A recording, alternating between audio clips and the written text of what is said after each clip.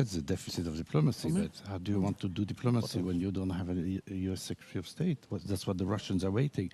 They're not waiting for the Europeans to do anything. They're waiting for the Americans to move. And there's nobody there at the helm. But the president that says that he will withdraw all the American troops and equipment from Syria at the moment when the Russians.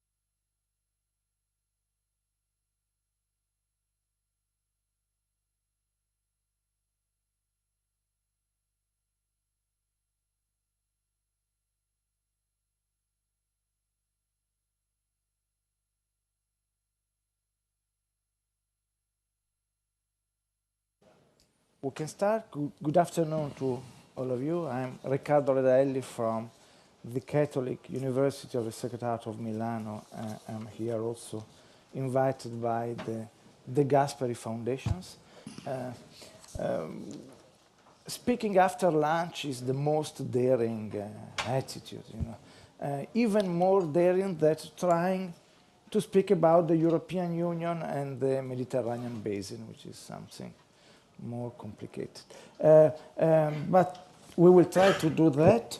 I'm very happy that in this team we have three very distinguished speakers. There are no need to introduce them as a matter of fact, but allow me just to mention them. Ambassador Otte, which is now the Belgian Special Representative Envoy for Syria, has been Director General of Egmont Institute, connected with the Royal Institute for International Relations, and then Ambassador by career, Special Envoy for the Middle East process, when there was, for the Middle East peace process, when there was at least the idea of having a process in the Middle East. And then we have Niklas Novakiv from Finland. Is a research officer at the Martin Centers with a background, distinguished background in international relations and security studies. Is focusing on the crisis in the Middle East.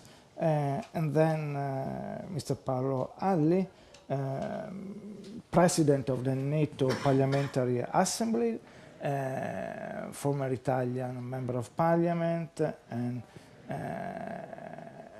great officials of my region from Lombardy region. So together with these gentlemen, we will speak about the situation. We will try to speak about the situation in the Mediterranean puzzle. And just to be very brief, since I'm beyond being the moderator, I've been asked to try to make a kickoff, a very brief kickoff speech. When the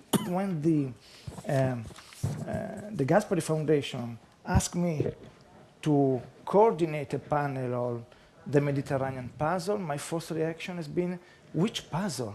The Mediterranean is not a puzzle, it's a sort of maelstrom, is a giant whirlpool devouring everything, men, strategies, ships, whatever. And indeed, I think that if we watch at the political dynamics within EU, Mediterranean basin has become a very sensitive topic, rising populist stance, perceptions of fears. Here today, this morning, we had several sections and roundtables speaking about that. And so when we deal with the Middle East from a European perspective, I think that we have to choose between two different cognitive, methodological approaches. The first one is focusing on what's happening there and now, on the direct effects of Mediterranean instability, the contingent effects, what's happening now during this year.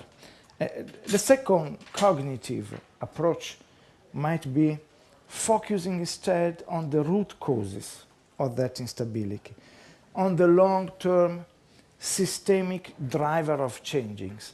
If we are able to identify some drivers of change and instability in order to build up long-term political and security analysis and perspective.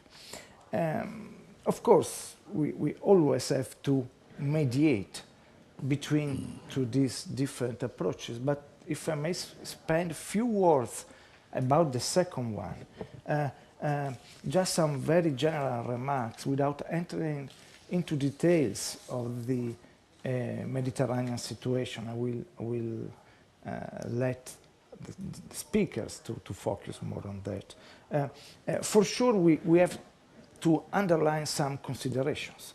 The first one is that the end of bipolar confrontation has deepened the difficulty of geopolitical analysis. Too complex the world has become, which sounds also a Master Yoda sentence from Star Wars, but it is true. The world has become too complex. Another point, I think that in general, but with specific consequence with the Mediterranean basin, is that during the last 2 decades, there has been a colossal redistribution of power at international level. And probably we didn't realize that enough at the European level. We are facing a systemic reconfiguration of the world order. And the Mediterranean is part of this reconfiguration. This redistribution of power and connected with all the political and security crisis, the geopolitical dynamics, has given back to the Mediterranean basin a sort of geostrategic centrality, which it had lost in the past. The Mediterranean basin has been, for a long while, a sort of secondary marginal theater. Now is back with a centrality. However, I think that the Mediterranean has to cope with this re-emerging from a marginal condition rather than really looking. It was something imposed, a centrality imposed to the Mediterranean, not something that the region was looking for.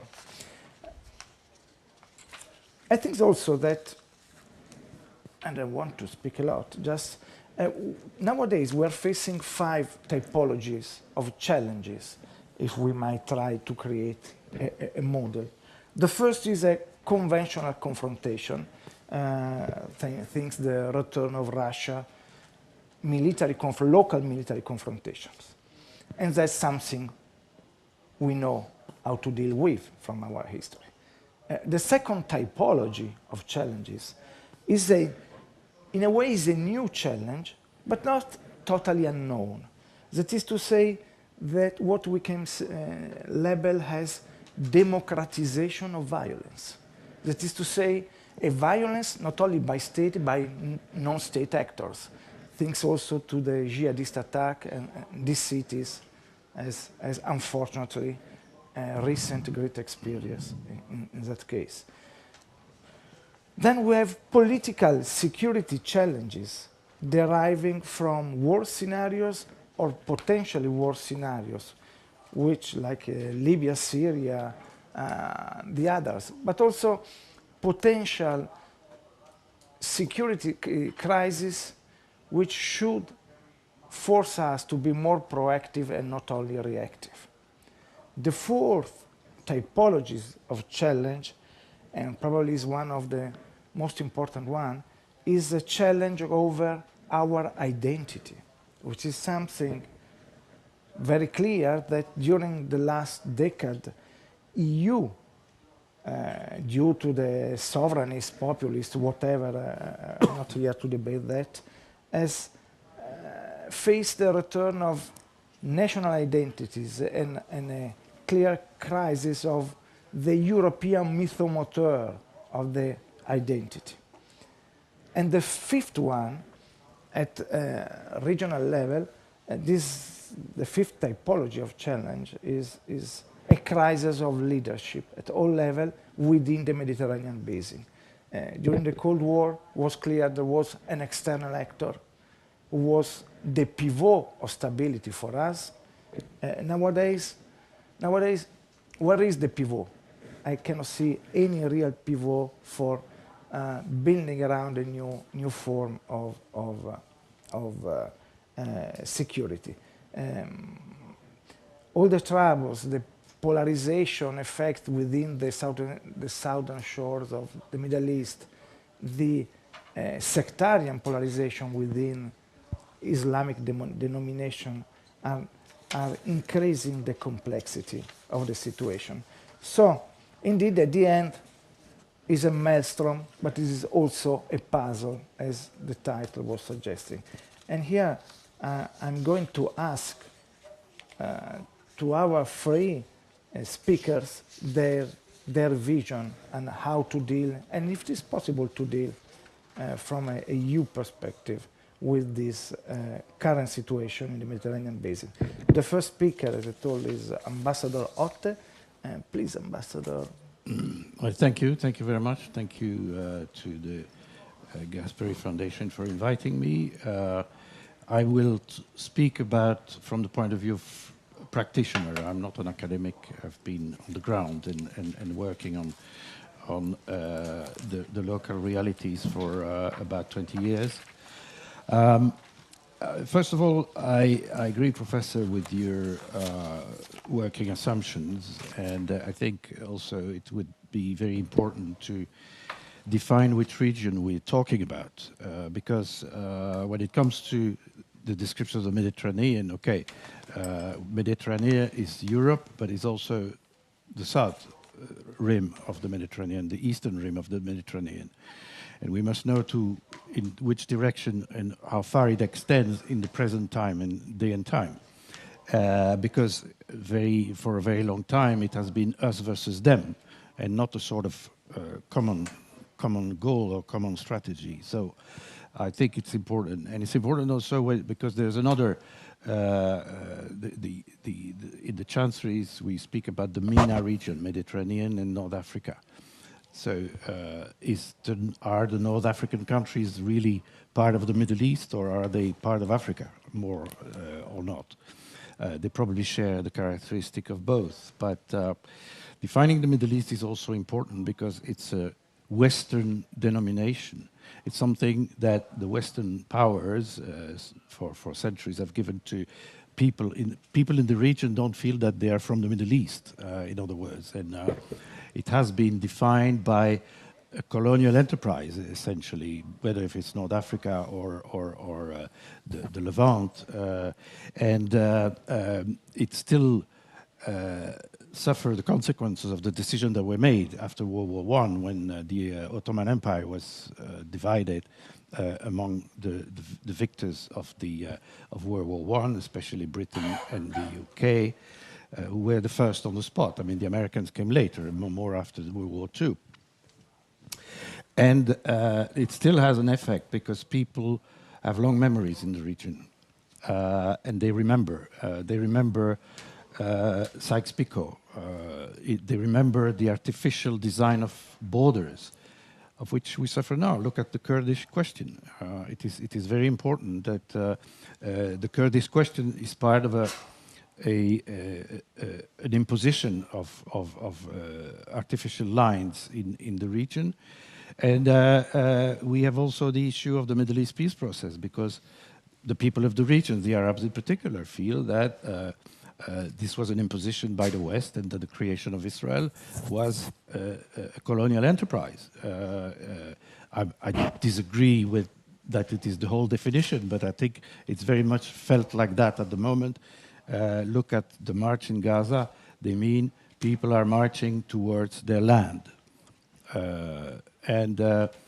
It's all mixed up.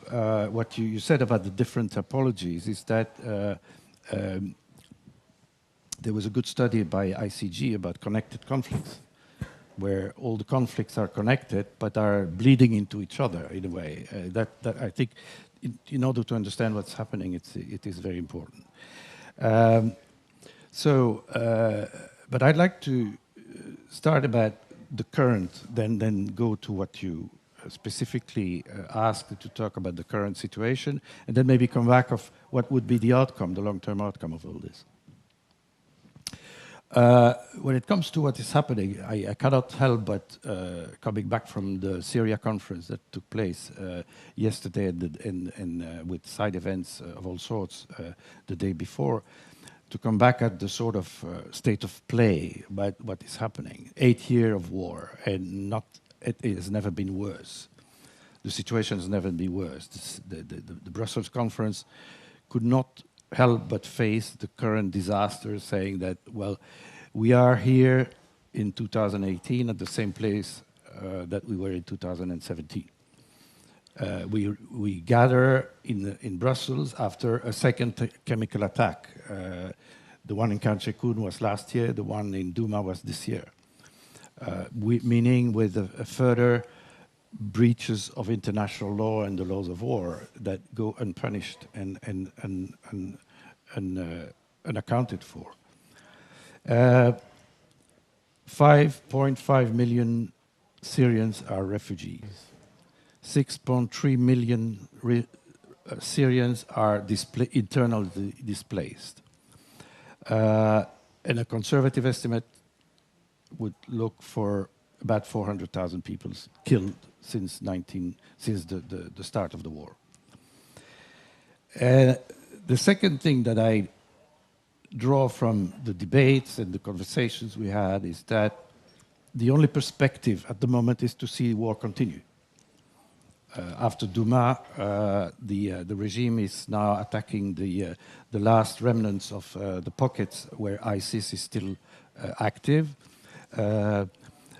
One of them is displacing again thousands, hundreds of thousands of Palestinians because they are in the Yarmouk camp at the south, in the south of Damascus.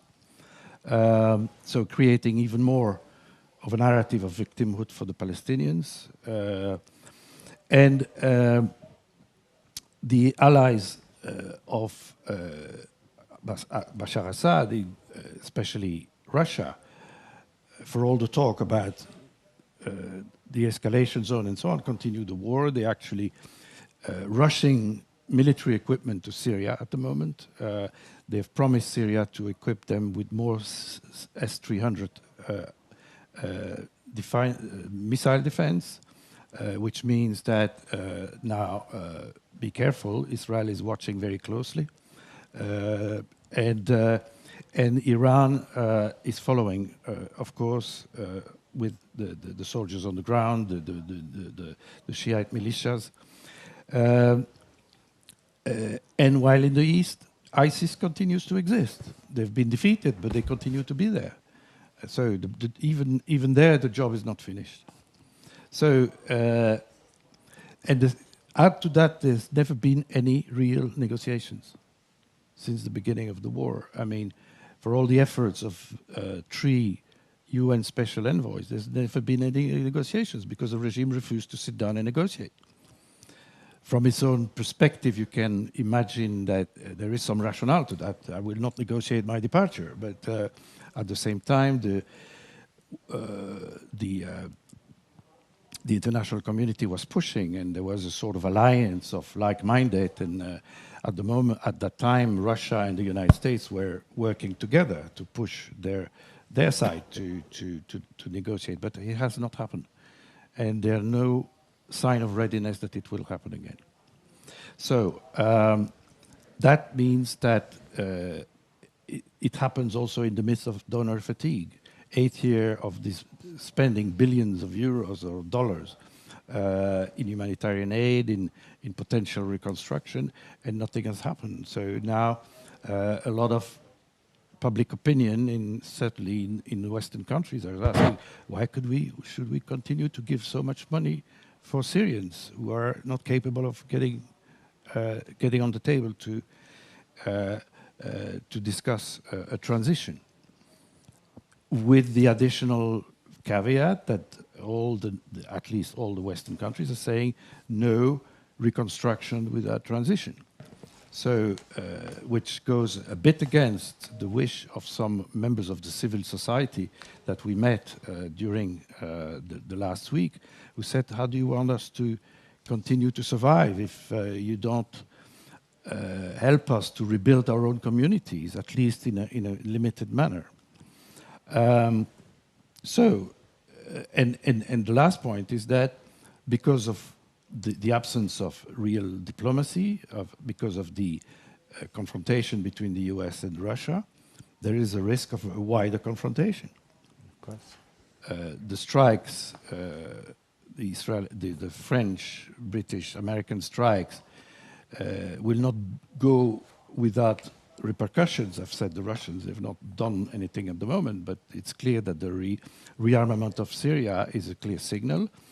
And Israel will not be embarrassed to decide that it's its own security interest to strike again in Syria, to strike especially the bases where there are aerial defense that could challenge its superiority in the air. So the risk of a wider regional conflict is already gone because it's there. There is a regional conflict at the moment, but the risk of a more international conflict are still there when you see all the players. So how did we reach this point? Well, it's don't want to go too much into detail, but in 2011, it all started in the framework of the so-called Arab Spring as peaceful protests of people saying, not asking for a change of regime, they're asking for dignity, economic benefits, for more legitimacy of the government, for justice, and also they were reacting to other events, which are other challenges that maybe you didn't mention, is that there are new challenges beyond the current challenges. Climate change was a major factor for the people of Syria to rise up against their governments because the agriculture was gone, certainly in the east, and people moved to the cities. Before, Syria was a country of countryside, of peasants, of farmers. Now it's a country of cities. 80% of the Syrian population lives in a city now, as opposed to maybe 40% not so long ago. This conflict that started to be violent because of the repression by the state And we've seen that in other countries that have undergone the so-called Arab Spring transformation. Egypt is a good case in point. There's extreme violence in Egypt. It's not visible, but the number of people who are in jail is amazing. And there's absolutely no more perspective either in Egypt to see the Tahrir place, the spirit of Tahrir come again. Then, because that, the enemies of Assad, the Arab enemies of Assad in particular, the Gulf countries, because he's an ally of Iran, started to supply weapons and ammunitions and other supplies to the militias they were supported. So the conflict transformed itself from an internal affair to a regional affair, to the player that you mentioned, the non-state actors that have spread the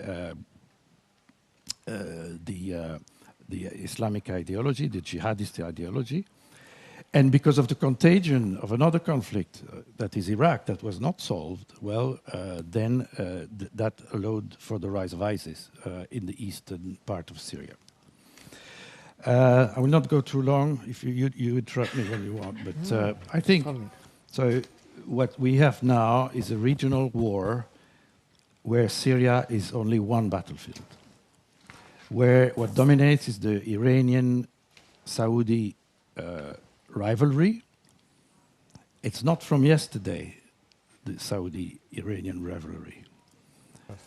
When you speak to people in the region, they have, as I said, they have long memories. And it's not about Saudis and Iranians, it's about Persians against Arabs. It's not Sunni and Shia. Sunni and Shia have lived together for centuries in the region in relative peace, like other minorities have been able to live in peace in the Islamic world. So this rivalry is something that goes back a long way, that comes and that is now again in contemporary times becoming having another turn, where with additional risks. This region has often been traversed by mass murder, by wars, by devastation, by displacement of people. Ask the people of the region what they think of the Crusades. During the First and Second World War, there was also a theater for war. So it's not new. What is new now is that you have the consequence of ill-conceived and ill-implemented Western interventions in Iraq, in Libya in particular, but also in other places. So Libya is part of the battlefield.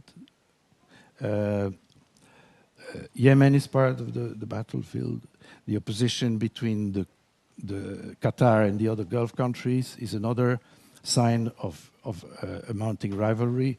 And you name it. Turkey has done nothing but invading the north of Syria in order to control the Kurds. They're not concerned about the well-being of the Syrian people. They're concerned about the threat that the Kurds pose to them. So, and with that, you have a third layer of intervention, the second layer being the non-Arab countries, the third layers, including Israel, and the third layer is the international intervention of today, which means the return of Russia, the uncertainty about America, and the strategic absence of Europe, whether in North Africa or in the Middle East. And all this interconnection of conflict obliges us to redefine a bit what the region is, because if you don't include Afghanistan and Pakistan, you don't understand certain elements of the current conflict. So it's very complex, and it's managing this complexity is something that we've not been used for a long time. And you mentioned clearly that the collapse of the regional order happens in the collapse of a global order. And that's what makes it so dangerous. Makes it dangerous because what if the Middle East becomes a black hole in the world, in this global world, well, that is a threat to European interests because the Middle East is a bridge between Eurasia and the Atlantic facade. So the challenge is daunting, and I don't think Europeans are prepared to do that, at least as EU. And we have seen that they're divided. Because since the beginning of the conflict, France and Britain have prevented the EU to have a real, coherent, unified policy. Because as former colonial powers, they have decided that they know how to settle it. And we've seen it with the same strength when they decided, together with the US, to strike. So this was not a NATO strike. It was not. It was a strike by the world powers that think we do it because we can. So this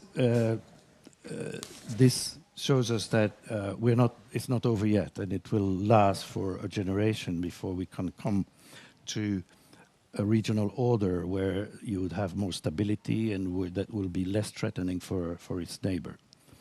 I propose to finish here, and maybe then we can come back after that on the regional order. What I think is the possibility to create a regional order that is more stable for not only for the people of the region, but for the neighbors and the world at large. Thank you very much. Thank you very much, Ambassador, for your very precise in 15 minutes you gave us a very clear, if depressing, picture of the situation and our inability in understanding that is intolerable not to act in such a complex situation. Nicholas, please, if you like, you have your 15 minutes for your presentation. Please. Thank you, Professor. Just to begin with, let me apologize because I'm not obviously Angelino Alfano. I'm not a foreign minister, and I'm not even Italian.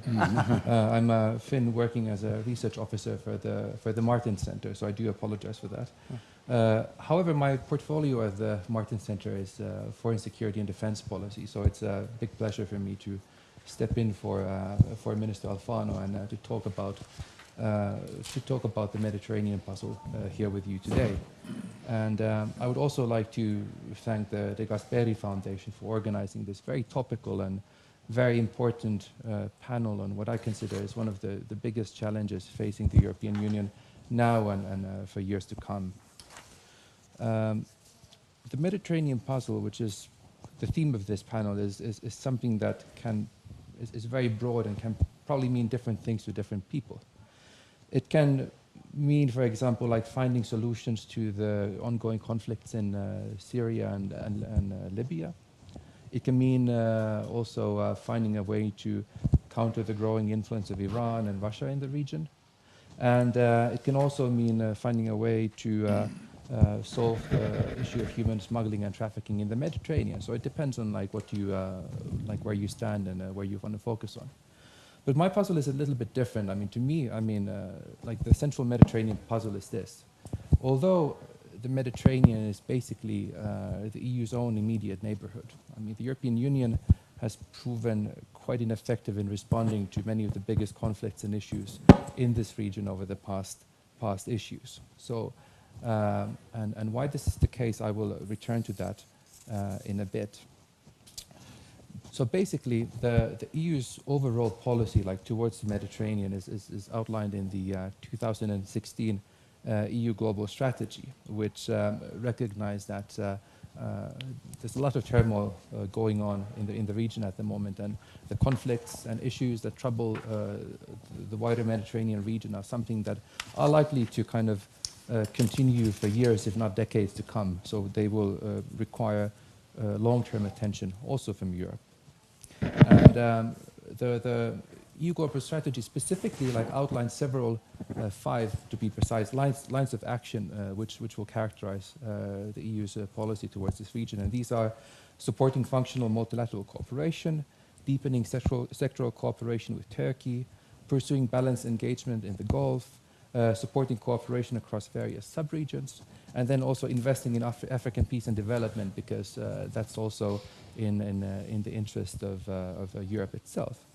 But I think there's a slight mismatch between these kind of lines of action that were outlined in the global strategy and then what's actually taking place in the Mediterranean region at the moment, because these sort of lines, I mean, they do very little to kind of help us solve the ongoing conflict in Syria or the ongoing conflict in Libya, or help us balance Iran's growing influence in this region.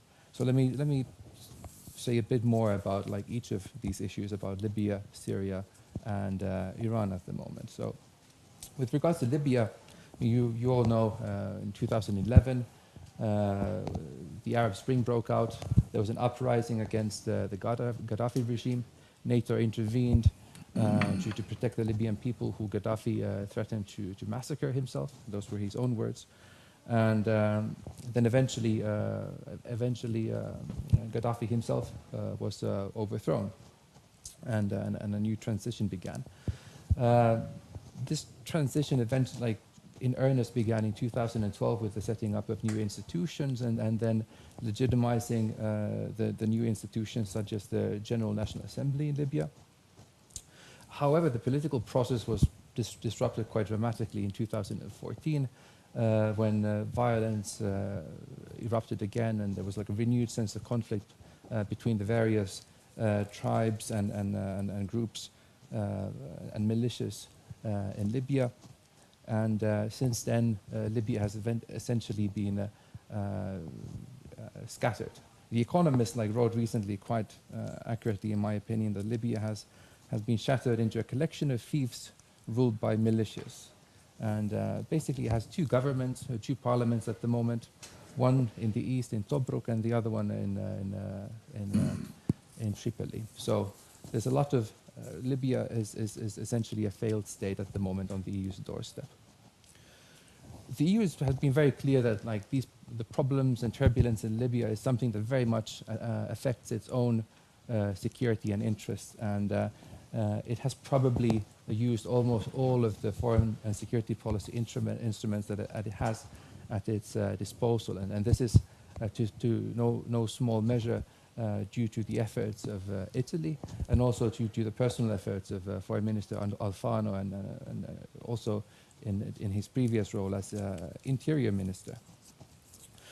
One of the biggest issues that has received a lot of attention in Europe that is connected to the Libya conflict is this issue of human smuggling and trafficking across the Mediterranean. And in 2015, there was a particularly devastating incident when a vessel carrying hundreds of migrants capsized, causing most of these people to drown. This obviously got a lot of media attention here in Europe, and eventually then led to the deployment of the EU's Operation Sophia, which aims to destroy the business model of these human smugglers and traffickers.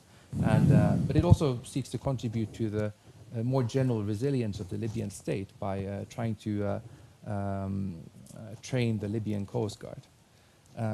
But this is just one example of the EU's engagement. But despite all the things that the EU has sought to done and has done in Libya, the situation in Libya has remained very bad, and in fact it has even deteriorated, and it remains divided between different groups which are trying to kind of fight for control of the institutions of state, or at least whatever remains of those institutions. And the EU has struggled to make a difference, actual difference on the ground in Libya, despite of everything that it has done. In Syria, the situation was a little bit similar. I mean, there was protests against the Assad regime in 2011, but unlike in Libya, the regime there proved out to be a lot more determined to stay in power and a lot more brutal than elsewhere. And at the moment, as was already discussed, the conflict has entered its eighth year, and it has, during the course of it, sucked in also like various regional actors, making it not just a conflict within Syria, but also a much broader regional conflict. And during these 8 years that the conflict has been going on, more than 400,000 people have died, more than 5 million people have sought refuge abroad, and over 6 million people have become displaced internally. So very devastating figures. Over the past year, the regime has regained a lot of the territory it has lost in the years that in the years before, and this is in no small measure due to the effort, due to the support that it has been receiving from its main international backers, Iran and Russia, and at the moment things do not look good at all for the rebel groups fighting the regime. The EU's response to the conflict in Syria has focused on 6 main areas, and these are ending the war through genuine political transition, promoting a meaningful and inclusive transition in the country, addressing the humanitarian needs of the Syrian people, strengthening the Syrian civil society and organizations, promoting accountability for war crimes, and supporting the resilience of the Syrian population and society.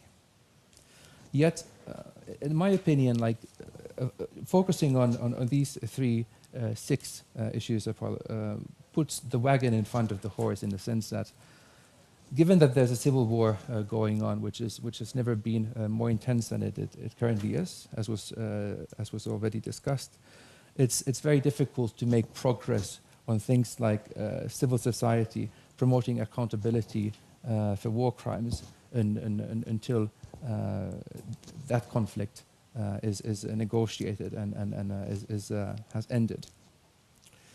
Also, the recent US-led missile strikes highlighted the gaps between European countries' willingness in engage directly in the Syrian conflict, and also the glaring gaps in the differences of their strategic cultures. After Brexit, France will essentially be the only EU member state that has both the capabilities and the strategic culture to engage in these sort of strikes. And this obviously isn't something that is sustainable for an actor that has set strategic autonomy as goal for itself. Also, it creates an image problem when the EU's wealthiest country, Germany, continues to have such huge issues when it comes to backing up its diplomacy with military force, even if the subject of that military force would be a regime as despicable as the Assad regime. So in Syria as well, there's a lot that the EU could do to improve. When it comes to Iran, Iran's influence, as was already discussed, has been growing over the past decade because of the general instability in the Middle East, and has allowed Iran to kind of acquire a more prominent role. It's heavily involved in the Syrian conflict, but it's also heavily involved in the civil war in Yemen between the Shiite Houthi rebels and the government of President Hadi. And this conflict is also part of this broader regional confrontation between Iran and Saudi Arabia. And in addition to these conflicts, Iran has also raised concerns about continuing its ballistic missile tests, despite being involved in the Joint Comprehensive Plan of Action, or the so-called Iran deal. And although this sort of missile tests don't technically violate the Joint Comprehensive Plan of Action, many people, especially in the US, they make the argument that continuing these sort of tests violate the spirit of that deal. So what has the EU done? Well, in Syria, the EU isn't really a serious player at the moment. It's a humanitarian actor. It provides aid, but it's not a player like Russia and Iran at the moment, and the United States.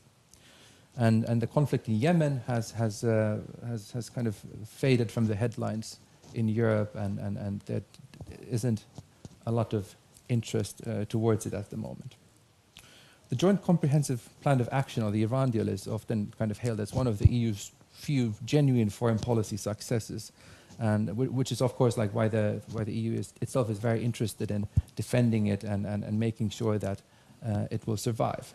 But these efforts have been made a little bit more difficult now because since the election of President Donald Trump in the United States, I mean, he's been quite consistently expressing reservations about sticking to the Iran deal, and with the nomination of John Bolton as his new national security advisor, there's an expectation almost that he will eventually, by 12th of May, walk out of the Iran deal. So, because of these expectations, and in order to save like what is essentially one of the EU's main foreign policy achievements, there's currently like a frantic European diplomacy also in Washington to try to convince President Trump to stick to the Iran deal. I mean, we saw this week French President Macron had his state dinner in Washington, and like he tried to convince Trump to stick to the Iran deal. And then on Friday, German Chancellor Angela Merkel will also travel to Washington to try to do the same, essentially to convince Trump to stick to the Iran deal. And we'll see what their effects will be. But when Macron was in Washington, I mean, Trump was still calling the deal terrible and a failure with Macron next to him. So we shall see. If the United States decides to pull out from the Iran deal, I mean, it will be obviously a massive diplomatic failure for the European Union, given that it has put so much effort into negotiating it, and then now also trying to convince the United States to stick to it. But then also, what's important is that it will create a very problematic situation in the sense that if the United States walks out, Europe is likely then to align itself with Russia, Syria, and China in condemning the United States in making that decision, and that's obviously something that will cause wonders for the future of the transatlantic relationship. So just to very briefly conclude, although the Mediterranean is Europe's immediate neighborhood, I mean, we've been, I'm sorry to say, I mean, very ineffective in responding to the main issues and challenges in the region. In my opinion, I mean, to have a genuine effect or change the course of many of these conflicts and have an effect on things like the rise of Iranian power, the EU needs to formulate a clear vision of where it wants this region to head, and then outline a strategy on how to realize that vision. Although things like calling for the resumption of peace talks in Syria or emphasizing the importance of dialogue are important things. I mean, there needs to be a recognition from the EU's part, I think, that like these are not sometimes like genuine options, at least in the short term. And sometimes you need to also get your hands dirty, and as in the Syria case, I mean, when people are being hit with chemical weapons, I mean, you need to do something to stop some of the grossest human rights violations we've seen on our doorstep from taking place. Thanks. Thank you, Nicholas. I do agree with you that thinking that if EU can play really a role is more on the Iranian file where we've been involved mainly. Since in Syria we can play a limited role. In Libya, as a matter of fact, Italy, France, and UK were fighting each other, so it was impossible to elaborate any serious EU strategy.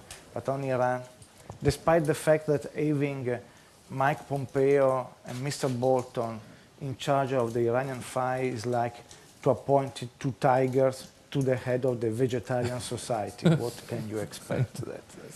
That's much.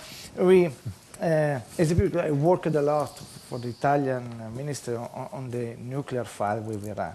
And so I see also the Iranian side of perspective. Mr. Paolo Alli, the current president of the NATO Parliamentary Assembly, you have your 15 minutes for your presentation, Paolo. Thank you. I will not go back on Syria, Libya, and Iran. the other speakers have given a great overview of what is happening. I share completely.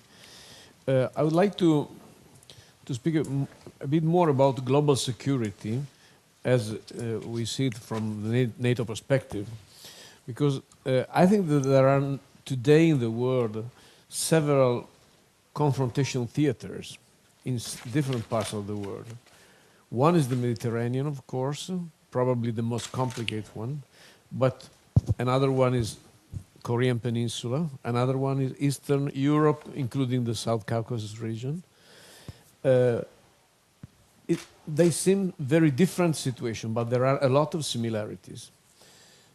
For example, the increasing hybrid nature of conflicts, which include violation of international laws. Just to make a short example, the illegal annexation of Crimea to Russia is not different from a principal point of view from what China is doing with the island in the East and South China Sea. For example, Japan is very much concerned about that because they say if the international community allows Russia to take illegally to change the boundaries of the country, so how could we oppose China by expanding its influence over the East and South China Sea? It's just an example to show that there are many similarities.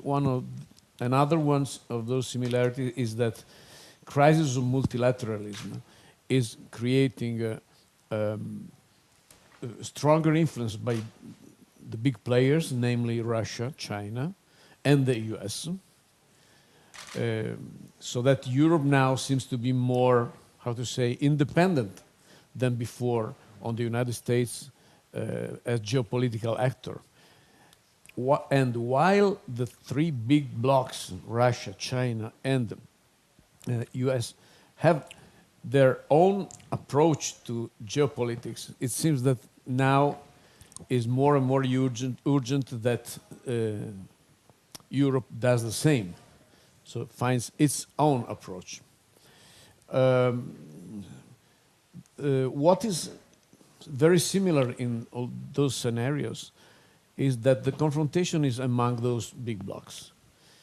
And that in any case, the real driver of the geopolitics approach of the blocs is the needs for their internal politics.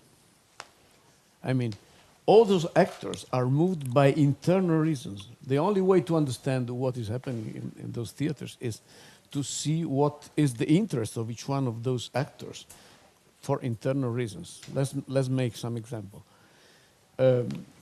Putin has decided to set up a big fortress in Russia, the fortress Russia, based on the common feeling of Russian people that Russian pride, the Ruski Mir, they proud of being Russians, and he needs a hard power approach to go on this type of governance he has set up. The United States changed dramatically from Obama to Trump, from a logic of multilateralism to America first, and this is true not only for internal reasons, but also for international politics. China is now based on full power in the hands of a man. A strong man, Xi Jinping, has a power which is similar to what Mao Zedong had in the past, particularly after the last modification of the statute of the Communist Party. But China uses soft power. And China is much more present in every context than we imagine, including the Mediterranean and the Middle East. We don't speak about China, and this is a mistake. The Belt and Road project, the new Silk Road, maritime one, and the land is the largest geopolitical project ever made in the history of mankind. Yeah. It crosses 60 countries for a total of 3 1.5 billion inhabitants, and for each one of the countries which is crossed by this project, China makes bilateral agreements.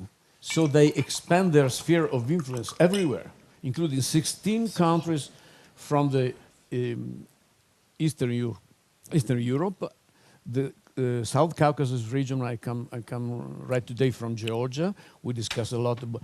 You see what is happening in Armenia. It's also connected to the tensions with Russia. In the Caucasus region, Georgia is pro-NATO and pro-EU. Armenia is pro-Russia. Azerbaijan is neutral. But every part of the world is, how to say, there is this confrontation everywhere between the Russian bloc, the Chinese bloc, which is soft power oriented, and the American or the Western one. This is very true also in the Mediterranean. It appeared very clear from what our speaker said before.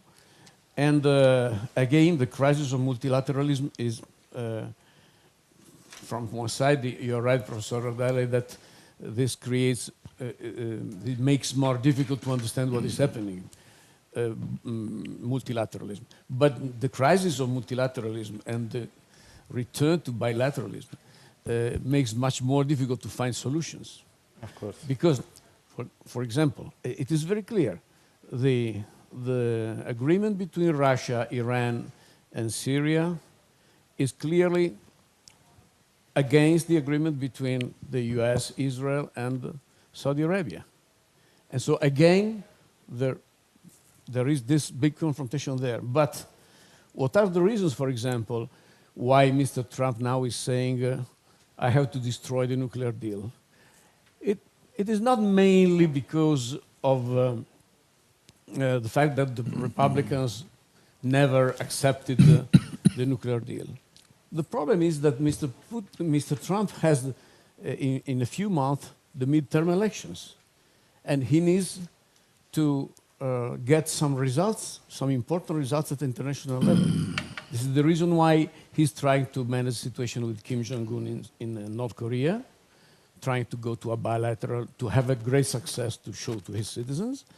This is the reason why he is willing to destroy the nuclear deal, because he says, I do exactly the contrary than my predecessor. So the real dynamic of which moves Trump is internal politics. The same for Putin. Putin went to Syria to stay there for the next 50 years, not to go back in 1 or 2 years. That's okay, they have the bases on the Mediterranean. But the main reason was again an internal popularity reason.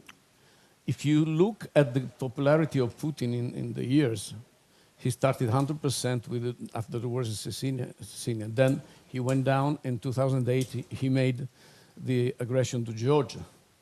And he went up to 100%, then he went down because of the crisis and so on. In 2014, he did Crimea and Donbass. Then again, the crisis, the oil price dropping down, economic crisis, blah, blah, blah. So his popularity was going down, and so he went to Syria. And every time he can tell to his citizens, his own citizens, our fortress is staying really strong in the world, he gains popularity. So again, the main reason for international politics is internal politics. The same is for Xi Jinping in China. So why I'm saying that? Because it's time for the European Union to find its own identity in international politics. And Europe has the possibility and should and must find a way to use its soft power, its attention to the real troubles. You mentioned before the support to the development in Africa. It seems to me that Europe is the only player now in the world which is really interested in trying to do something for Africa, for developing Africa. You know, China has this new approach of new colonialism, which is based on economy. They bought land in Africa. They are buying land in Greenland, in every part of the world. A form of new colonialism. Putin is doing this type of new imperialism. So what is the role of Europe? I think Europe can do many things. The role in the Iranian deal was very, very important, very useful. Must find some way. Let me say just a few words about one actor which has not been mentioned, which is Egypt in the region. I think that Egypt has been traditionally an element of balance. They are the good friends of Saudi Arabia, but not so aggressive against Iran. But now Egypt is much more concentrated on defending its borders, which are Sudan, Libya, the Sinai, and the Mediterranean. They are very weak. It seems that they are no more in condition to have this, how to say, positive influence on the region. I don't know if the other speakers agree on that, but in my opinion, there is a lack of power from Egypt now to exercise a role of balancing.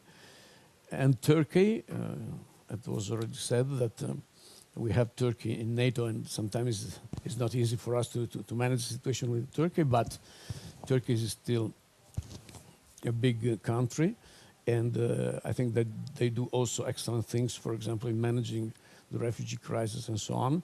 But they have also, in that case, everything is explained with internal reasons. The Kurdish problem is the reason why Turkey now is not able to be, how to say, an element of stability in the region.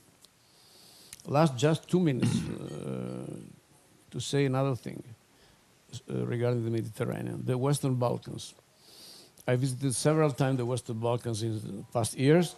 I was there last week in Bosnia and Herzegovina, Serbia.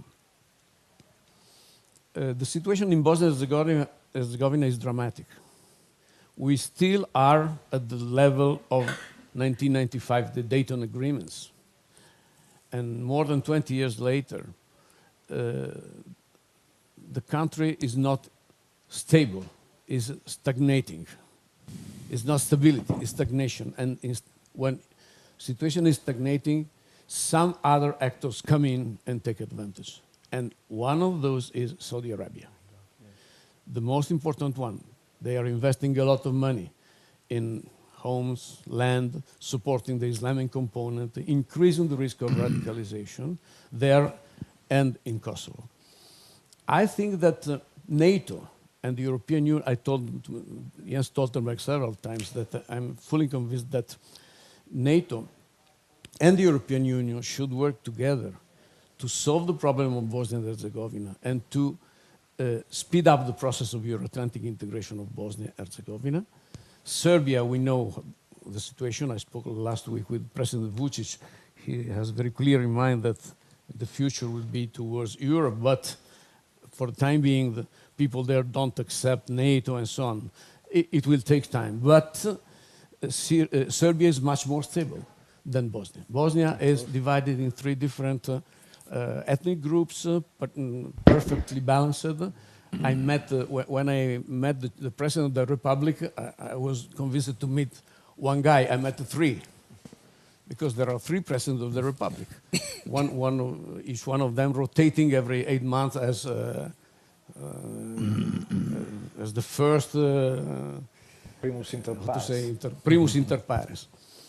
So it's a very strange situation. Again, I think the Western Balkans should be a major concern for European Union and for NATO, because they are in the heart of Europe and they are very close to us, and it's a dangerous situation. Thank you. Yeah. Thanks, President Ali. What is frightening me, if it is true that multilateralism is in crisis, it is true, and that we are back to a policy dictated almost essentially by domestic reasons and by conspiracy interest, It's a pity because the EU has always proven to be unable to define a common perception of interest and needs. That's one of the weakest points we always had. And now we open up to the questions. I suggest we can collect a few questions, then we will try to answer. Kindly, if you can introduce yourself, and then you stick to small comments and questions to our speaker. Yes, please. We collect maybe 3 or 4 questions. Sure. Thank you very much. Panos Gredis, representing here the European Public Law Organization. It's an international organization based in Greece. First of all, I appreciate very much the interventions of the panelists, good explanations about the situation. My question is to everybody, briefly could answer the day after of this if I may say, Mediterranean puzzle, and mainly as the president of NATO Assembly underlined, and the ambassador, the EU perspective, this famous now moving ahead common and foreign security policy of the EU, how the EU could play in this difficult situation nowadays. Thank you. Thank you. Yes, that is Madame. Just wait for the, yes. Thank you very much, all the speakers. My question is also to Mr. Paolo Ali. There is no doubt that Western Balkans have a European perspective, the more so now that our Russian neighbor and friend is very much interested in them. But, as President Macron said, we should first put some order inside the European Union before proceeding to a next enlargement. In between, as you said, neither the Russians nor the Chinese are going to expect to wait for us to put some order. So, do you have any idea how we could combine these two elements which seem very difficult to be combined? That's the first part of the question. The second part of the question, you said that Turkey is a very important NATO ally. Yes, indeed.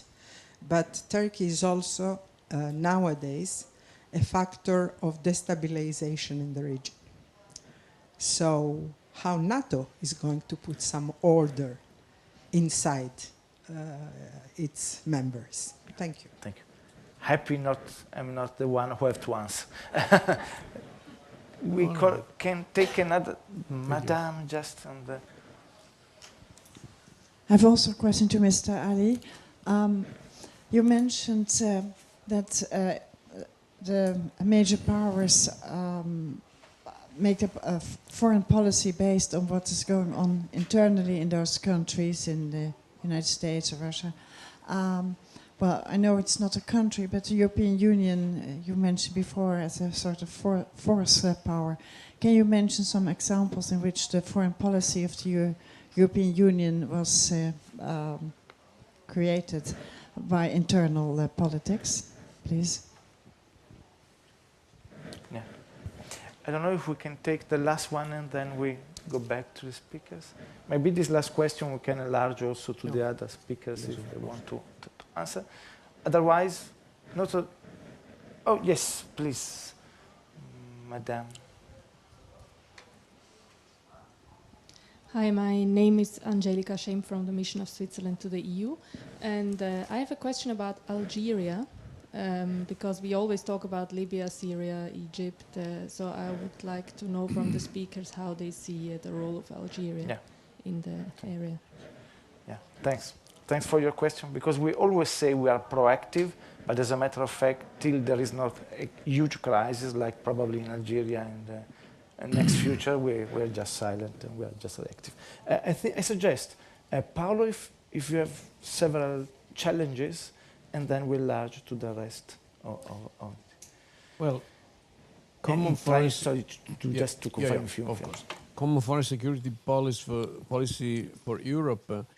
I think that there is now a good cooperation between the European Commission and NATO about this idea of a common defense system for Europe, which is important. I always say that the perspective of the two organizations is different.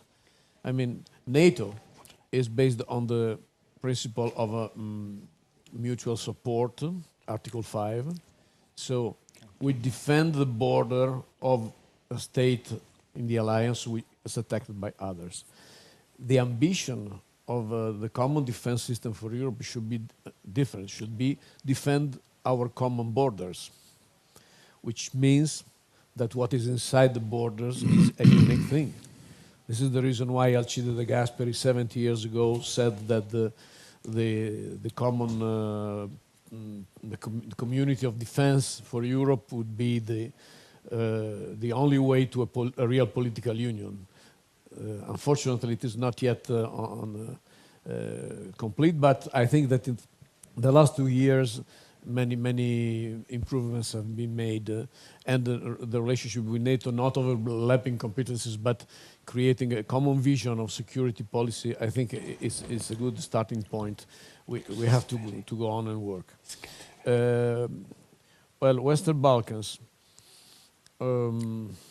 We must put order inside the EU before enlargement, you say, but I don't. No, it's correct. But we cannot see this in separate times. We must do both working in the same time, because if we wait too much to incorporate the Western Balkans in the European family of nations, there will be a hole inside, and that will be a real threat. This is my personal vision. I think that people in the Western Balkans, except the Serbs, are on this perspective. NATO now is discussing to start the membership action plan. You know that, for example, all the countries of the former Warsaw Pact became members of NATO 3, 4, 5 years before becoming members of the European Union, because the security issue was more important than the others. This is happening also. Albania and Montenegro are members of NATO, not yet of the European Union. It will take a lot of time. Macedonia is starting the process, and Serbia, Bosnia and Herzegovina are asking for the membership action plan to be activated.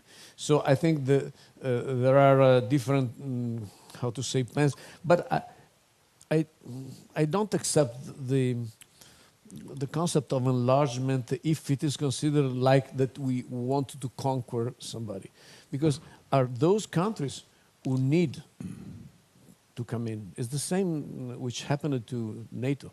There is a narrative that NATO enlarged towards Russia and so on. Those countries, sovereign countries, decided to come to the Western community, and so what was the problem? Yeah, sorry. Yeah. Anyway, Turkey is now a destabilisation factor. Well, yes, because Erdogan is very weak. Again, internal reasons. He is going to early elections because he's not sure to win the elections. And when you are weak inside your country, you cannot be strong outside. This is unlucky for us because Turkey must be more stable. And foreign policy of EU determined by internal issues.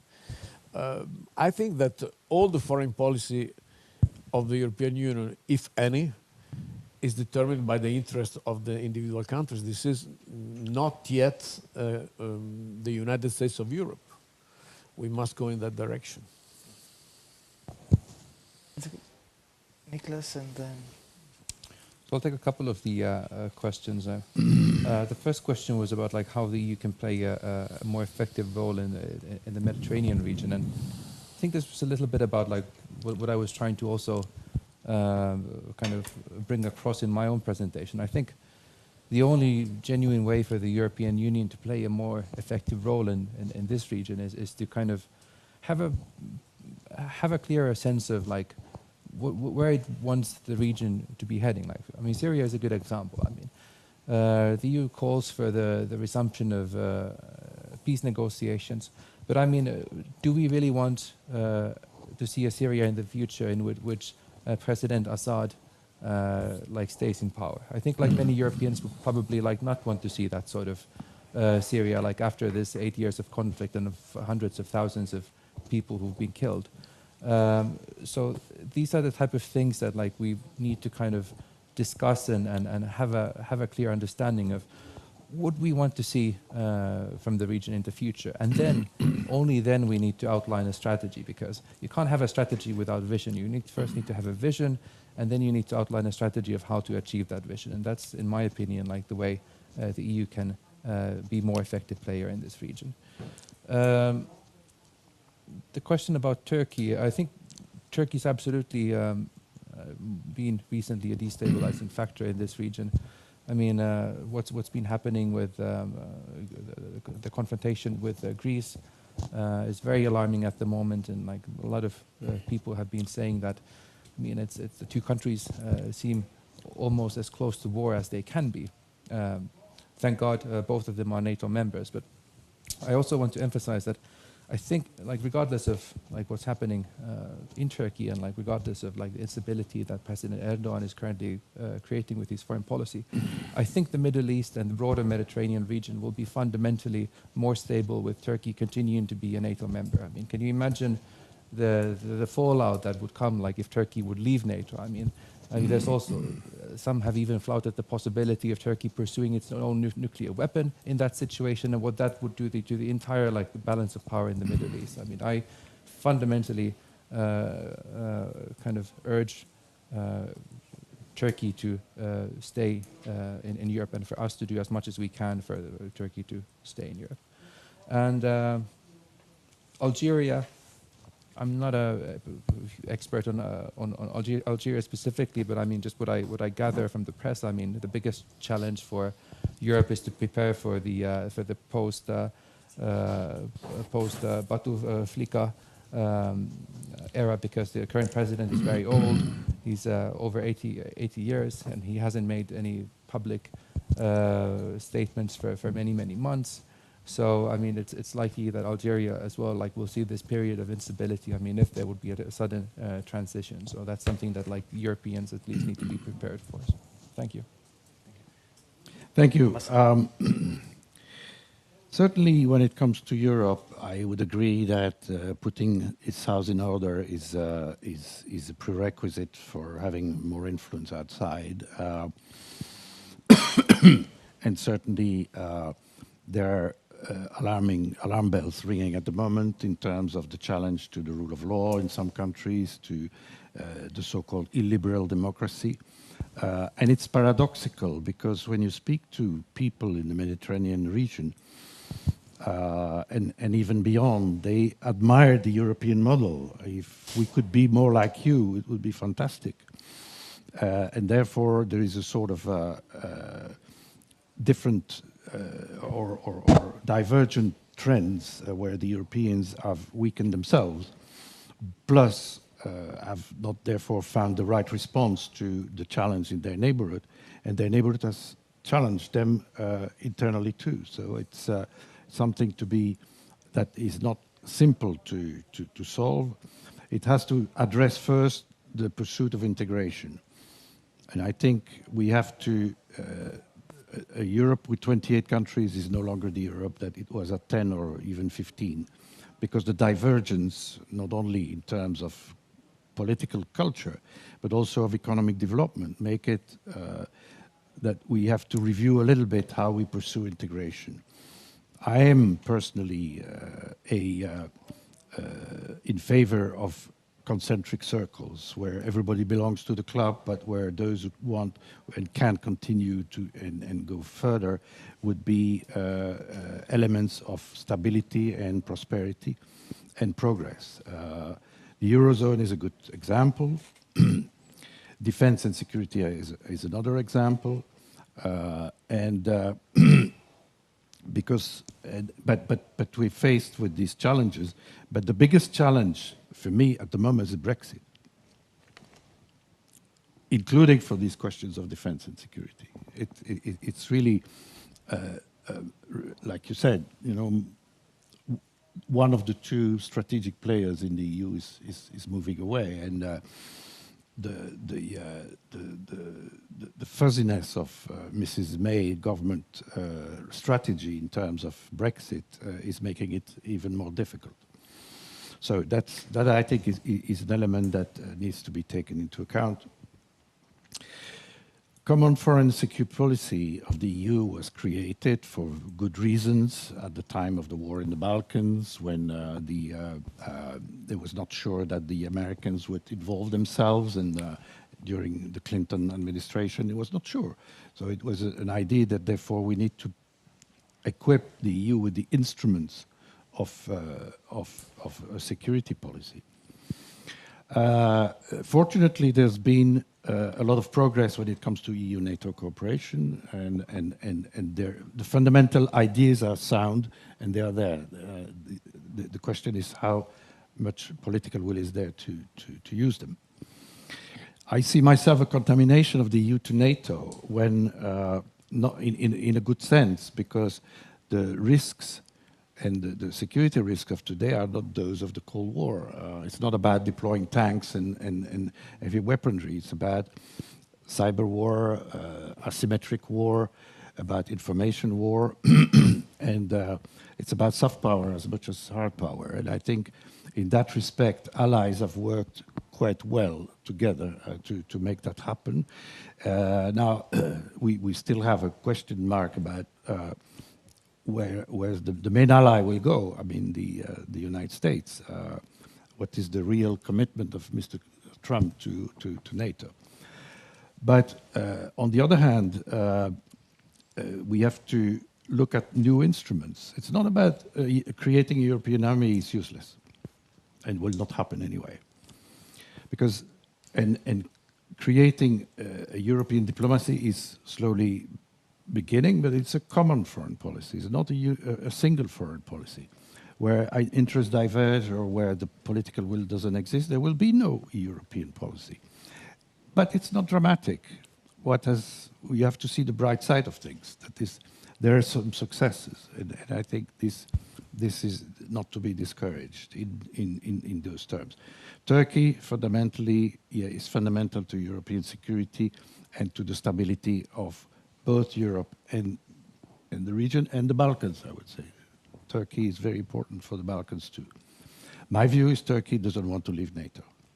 There's too much more interest for Turkey to be in NATO than they would not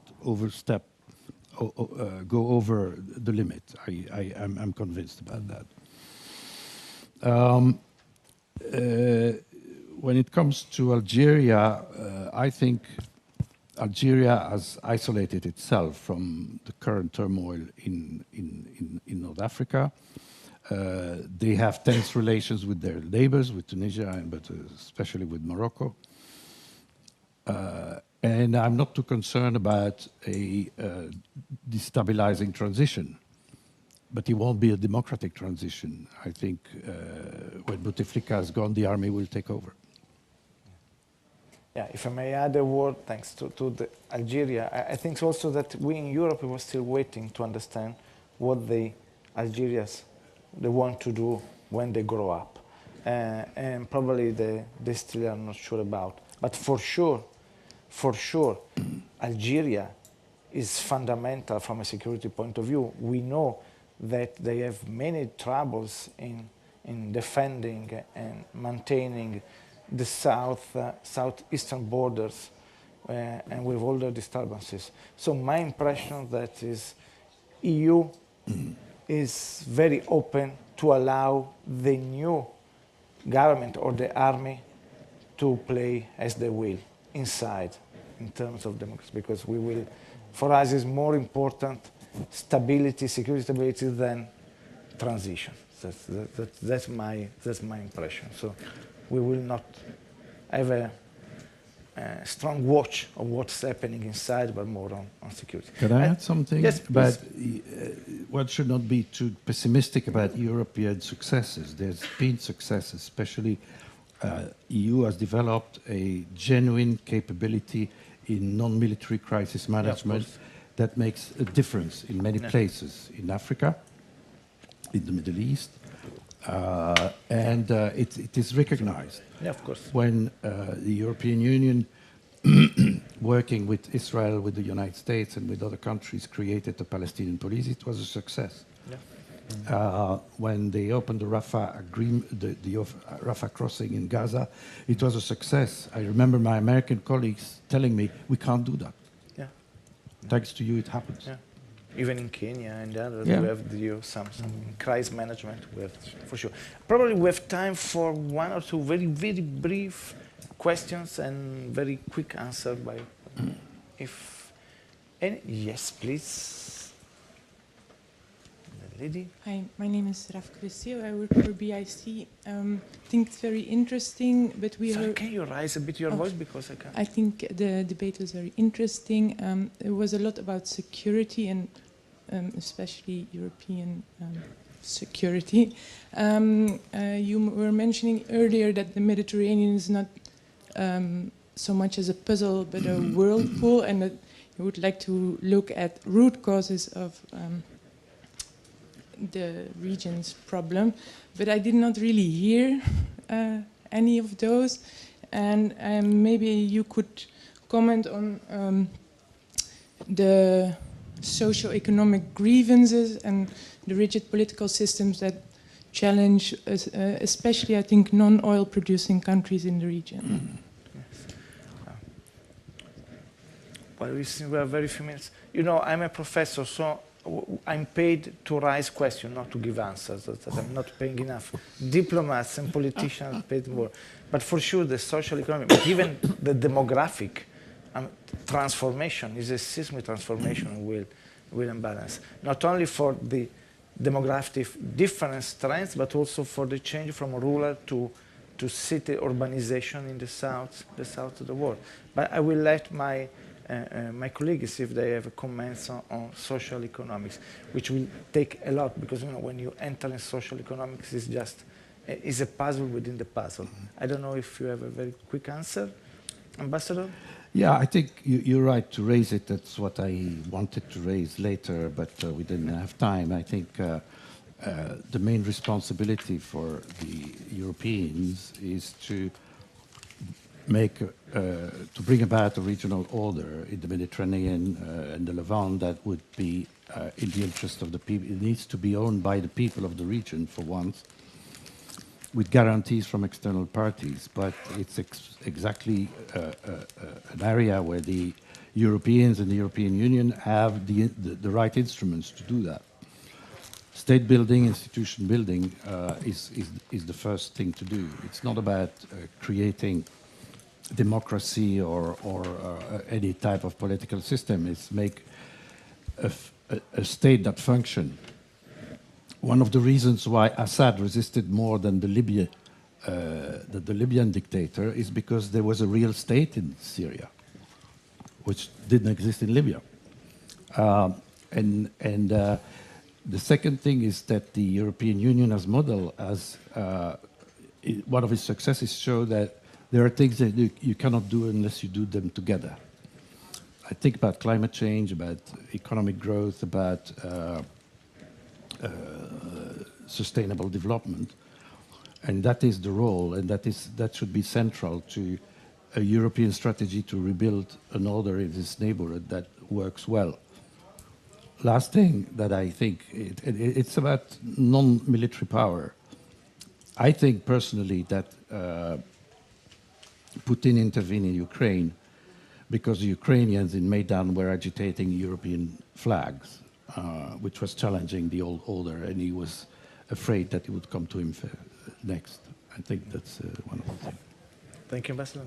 Nicholas, Yeah, 1 minute. Yeah, very quickly. I think you're absolutely right in raising the issue of social economic issues, and I think this and then the demographic growth issue, as the professor mentioned, was one of the kind of fundamental issues that also kind of led to the Arab Spring revolutions in 2011.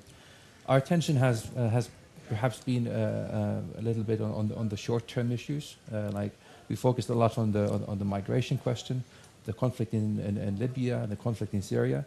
Understandably so, I would say, because I mean there's a lot of kind of very urgent, like these constitute very urgent issues that do require immediate action. But that's not to say that these socioeconomic issues, the challenge of demographic growth in the entire Middle East and North Africa region are not huge problems as well. And I would even say that, I mean, now the migration figures, for example, across the Mediterranean are down, but I mean, that will not remove the problem of like people wanting to travel from North Africa and the Middle East to Europe, precisely because of this issue that you mentioned with the socioeconomic problems and also the demographic growth. I mean, these are like strategic long-term issues that will stay here, I mean, regardless of what we do now in the Mediterranean. Paolo? Just one word. I think that Europe has a big role to play. Europe is the largest donor in the world for international cooperation projects. I think that this is a big asset for Europe. We should call the international community to be more active and working more on synergy and capacity building projects. That is one way to build a more sustainable solution in Northern Africa, but also in the sub-Saharan region. So I think that this is a specific role which Europe can have also towards other organizations like the World Bank and so on. Thank you. And thank you for it too. The last question invited us to understand that the so-called Arab Spring had especially two key points, Adalat and Karama, that is to say social justice and dignity. And if we are not able to help those populations to find a way to reach Adalat or Karama, all our discussion about security and political scenarios will remain, I mean, just unfounded. So thanks to Martin Center, to all our distinguished speakers, and to all of you for your patience. Thanks a lot.